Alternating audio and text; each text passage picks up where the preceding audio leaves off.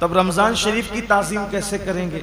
जैसे अगर किसी वली को देखें, किसी अल्लाह वाले को देखें, तो उसकी ताज़ीम यह कि हम उठ के खड़े हो जाएं, उसके हाथों में हाथ दे दें, ज़्यादा से ज़्यादा ताज़ीम यह कि उसकी दस्तबोसी करें, उससे दुआएं लें। लेकिन क्या रमज़ान शरीफ के लिए हम कैसे उठ के खड़े हों? ये दिखने वाली चीज़ तो है नहीं, इसके हाथ तो है नहीं कि हम इसके हाथ चूम लें। तो इसकी ताज़ीम का मतलब क्या है? तो सबकी ताज़ीम जुदा जुदा है। अल्लाह के हरम की ताज़ीम यह है कि जब हरम में दाखिल हो जाओ तो जिन चीज़ों से अल्लाह ने मना किया उन चीज़ों से रुक जाओ। तो ऐसे ही रमज़ान मुबारक की ताज़ीम यह है कि इसके रोज़े रखे जाएं, इसमें तरावी पढ़ी जाए और इसमें अपने आप को ज़ाहिरी और बातिनी गुनाहों से बचाया जाए। ये इसकी ताज़ीम है। क्या वाकई ऐसा हो रहा है? अल्लाह का शुक्र है कि हमारे गुंबदो मीनार के शहर मालेगांव में एक बड़ी तादाद में लोग रोज़ा रखते हैं। हत्ता कि हमारे यहाँ छोटे छोटे बच्चों को भी अल्लाह ने ये तौफीक बख्शी के छोटे बच्चे भी रोज़ा रखते हैं।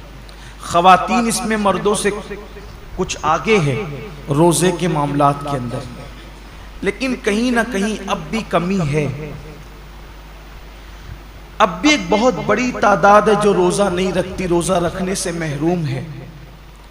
और वो उन नौजवानों की तादाद है जो इस वक्त मेहनत मजदूरी करते हैं, मार्केट में बैठते हैं, लूम चलाते हैं, कारोबार करते हैं, और उनका उज़्र यह कि धूप बहुत है, तमाज़त बहुत है, शिद्दत बहुत है।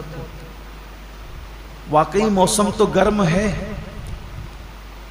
कुछ रोज़े अप्रैल में होंगे और कुछ रोज़े मई में भी होंगे, बल्कि पूरा आखिरी अशरा मई में होगा। और गर्मी का और मेहनत का उज़्र पेश करके लोग रोज़ा छोड़ देते हैं। पहली बात तो यह है कि मौसम का उज़्र या मेहनत का उज़्र पेश करके रोज़ा छोड़ने की इजाज़त नहीं हो सकती, बल्कि अगर मेहनत मजदूरी की वजह से आप रोज़ा छोड़ते हैं तो इस्लाम का हुक्म यह जो अहकाम शरा है वो बता रहा हूँ आपको कि एक तरफ रोज़ा छूटता है काम धाम की वजह से, आप अपने अंदर ताकत नहीं पाते कि मेहनत भी करें और रोज़ा भी रखें, तो रोज़ा नहीं छोड़ सकते। आपको शरीयत ये हुक्म देती है कि आप अपनी मसरूफियात कम कर दीजिए, आप काम शॉर्ट कीजिए, लेकिन रोज़ा आपको रखना है। इसलिए कि रमज़ान शरीफ के एक रोज़े की अहमियत ये है, एक रोज़े की, कि जानबूझकर अगर किसी ने रमज़ान शरीफ का एक रोज़ा छोड़ दिया और उसके बदले में फिर वो पूरी ज़िंदगी रोज़ा रखे, तो ज़िंदगी भर के तमाम रोज़े उस एक रोज़े की फजीलत को नहीं पहुंच सकते जो माह रमज़ान शरीफ में रखा गया है। माह रमज़ान शरीफ के रोज़े का बदल ज़िंदगी भर के रोज़े नहीं हो सकते। जो फजीलत इन दिनों की है, ये मौसम है रोज़े का। और कुछ लोग छोटी मोटी बीमारी का बहाना लेकर भी रोज़ा छोड़ते हैं। हर छोटी मोटी बीमारी पर रोज़ा छोड़ने की इजाज़त नहीं है, गुनहगार होंगे, सख्त गुनहगार होंगे। जिसने एक रोज़ा रमज़ान शरीफ का छोड़ा फिर उसको कज़ा भी करना पड़ेगा एक रोज़ा, और तौबा भी करनी पड़ेगी। ये भी अवाम में गलत फहमी है कि जो लोग सोचते हैं कि रमज़ान शरीफ का एक रोज़ा छोड़ दिया जानबूझकर तो 60 रोज़े रखने पड़ेंगे। ऐसा नहीं है, एक ही रोज़ा रखना है। ये असल में जो बिला वजह रोज़ा तोड़ देते हैं रखकर, 60 रोज़े उनके लिए कफ़ारे में। लेकिन जिसने रोज़ा छोड़ दिया बहुत बुरा किया, उसने एक ही रोज़ा रखेगा, बाद में कज़ा, लेकिन साथ ही उसको तौबा भी करनी पड़ेगी। सिर्फ रोज़ा कज़ा करने से मामला ख़त्म नहीं होगा, सच्ची तौबा भी उसके साथ लाजिम होगी। बल्कि जिन लोगों के रोज़े किसी वजह से, लाइल्मी की वजह से पहले छूट गए, तो वो आम दिनों में गैर रमज़ान में उन रोज़ों की धीरे धीरे कज़ा कर ले। रोज़ा न रखने का वबाल बड़ा दर्दनाक है। अल्लाह के रसूल सल्लल्लाहु अलैहि वसल्लम फरमाते हैं कि मैंने जब शबे मिराज जहन्नम का मुशाहिदा किया तो मैंने देखा कि कुछ लोगों के जबड़ों को आग की कैंची से काटा जा रहा है। मैंने पूछा जिब्रील ये कौन लोग हैं? अर्ज किया या रसूल अल्लाह सल्लल्लाहु अलैहि वसल्लम ये आपकी उम्मत के वो लोग हैं जो माह रमज़ान शरीफ में रोज़े नहीं रखते थे।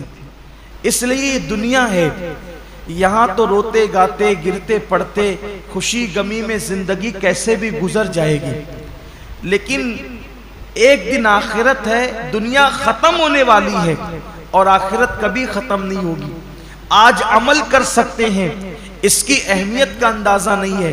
जब इस अमल का सिला मिलेगा और अमल न करने पर सजा मिलेगी, तब इंसान पछताएगा कि काश मैंने इसका फायदा उठाकर जिंदगी का कुछ नेकियां इकट्ठा कर ली होती, कुछ अमल कर लिया होता।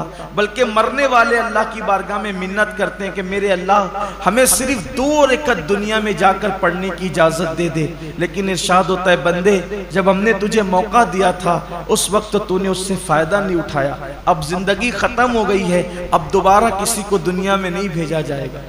इसलिए मैं अपने नौजवानों से कहता हूँ बहाना मत कीजिए, रोजा रखने वाले को सब्र अल्लाह देता है। और एक बात आज आपसे कहना चाहता हूं, अगर किसी गुर्बत की, तंगदस्ती की या मेहनत मजदूरी की वजह से आपका रोजा पुरमुशक्कत है, आपके रोजे में मुशक्कत है, तकलीफ है, तो ये बात हमेशा याद रखिएगा कि जिस नेकी में जितनी तकलीफ होगी, जिस नेकी में जितनी तकलीफ होगी उसका सिला उतना बढ़ा दिया जाएगा। रोजा रखकर एसी में सोने वालों का सवाब अलग है और रोजा रखकर लूम चलाने वालों का सवाब अलग है। दोनों का सवाब यकसा नहीं है। रोजा रख करके एसी में ऑफिसों में बैठने वालों का अजर अलग है और रोजा रख करके धूप में मार्केट में बैठने वालों का अजर अलग है। वजह क्या है? देखिए डॉक्टर इकबाल ने इस फलसफे को बहुत अच्छे से समझाया है। इकबाल कहते हैं अल्फाज व मानी में तफावुत नहीं, लेकिन अल्फाज व मानी में तफावुत नहीं, लेकिन मुल्ला की अज़ा और मुजाहिद की अज़ा और। जो मस्जिद के अंदर खड़े होकर के अजान देता है उसके अल्फाज भी वही है और जो मस्जिद के अंदर अजान पढ़े उसका मानी भी वही है और जो जिहाद के सहरा में अजान दे उसका मानी भी वही है और उसके अल्फाज भी वही है। लेकिन जो अजान के का सवाब मस्जिद में खड़े होने वाले मुअज्जिन को मिलता है वो मुजाहिद को नहीं मिलता, इसलिए कि दोनों की अजान में बड़ा फर्क है। मुअज्जिन की अजान पर चंद लोग मस्जिद में आते हैं और मुजाहिद की अजान पर पूरी कौम को अल्लाह कामयाबी और फलाह अता फरमाता है। दोनों में बड़ा फर्क है, इसलिए कि ये अजान पंखों के साए में है, ये अजान छत के साए में है, ये अजान राहतों में है और वो अजान मुशक्कतों और तलवारों के साए में। दोनों में फर्क है। तो इसी तरीके से इकबाल की फिक्र से रोशनी लेकर कह रहा हूं और हदीस पाक कि जिस नेकी में जितनी मुशक्कत और तकलीफ होगी उसका सिला उतना बढ़ा दिया जाएगा। तो लूम चलाने वाले मजदूर कभी गमगीन न हो कि कैसे करें, हिम्मत से काम लीजिए। जहन्नम मत खरीदिए, जहन्नम की अजाब मत खरीदिए। अगर अल्लाह ने, अल्लाह की मर्जी, किसी को मजदूर बनाया, किसी को सेठ बनाया, लेकिन आपको काम हिम्मत से लेना है। अल्लाह उसका सिला बहुत बढ़ा देगा, अल्लाह उसका अज्र बहुत बढ़ा देगा। और फिर काश के ऐसा होता कि इस सुन्नत को जिंदा किया जाता कि अल्लाह के रसूल